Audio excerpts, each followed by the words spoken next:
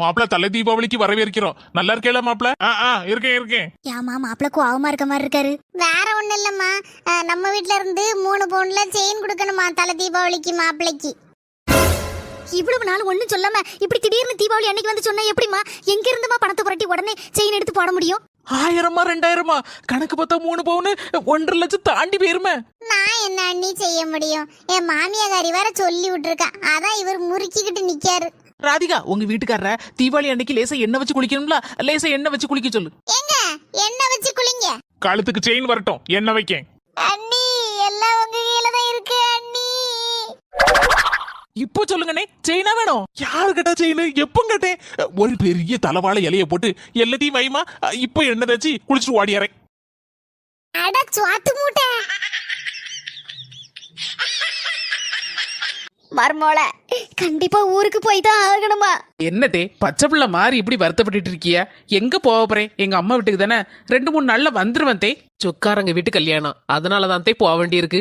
சரி பரவாயில்ல மர்மோள, 2 நாள் இல்ல 2 வாரம்னாலும் இருந்துட்டு வா, நான் அட்ஜஸ்ட் பண்ணிக்கிடுவேன். வேற என்ன செய்ய? ஆனாலும் மர்மோள என்னால உன்னை பார்க்காம இருக்க முடியாதே. சரி தே, நீ ஆராயிட்டு பஸ் வேற போயிரும். போயிட்டு வர என்ன தே? சரி மர்மோள, போயிட்டு வா. அத்தை அழுத நினைச்சாலே சங்கடமா இருக்கு. வேற என்ன செய்ய? ஊருக்கு போவாமலும் முடியாது, முக்கியமான கல்யாணம். ஒவ்வொருத்தரும் அவங்க மருமக எப்படா வீட்டை விட்டு தொலைஞ்சு போவா, நம்ம நிம்மதியா இருக்கலாம்னு நினைப்பாங்க. ஆனா என் மாமியார் எவ்வளவு பாசம்! இப்படிப்பட்ட மாமியாரை விட்டுட்டு போலாமா? போகக்கூடாது. கல்யாணமோ காது குத்தம் எதுவா இருந்தாலும் பரவாயில்ல, புறவு பார்த்துக்கிடலாம். எனக்கு என் மாமியார் தான் முக்கியம். என் மர்மோ ஊருக்கு போயிட்டா.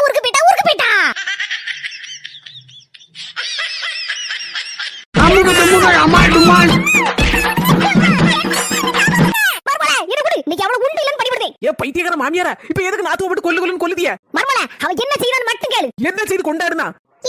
ஏமா ஒரு மாதிரி இருக்க? அதுலடி உங்க அண்ணி பியாங்க வர போயிருக்கா. எத்தனை இன்னைக்கு மட்டும் கொஞ்சம் குழம்பு வச்சிருக்கேன்னா எனக்கு கொஞ்சம் தலைவலியா இருக்க மாதிரி இருக்கு. அம்மா, இந்த வீட்ல ஒரு செஃப் இருக்கும்போது இப்படி கேட்கலாமா?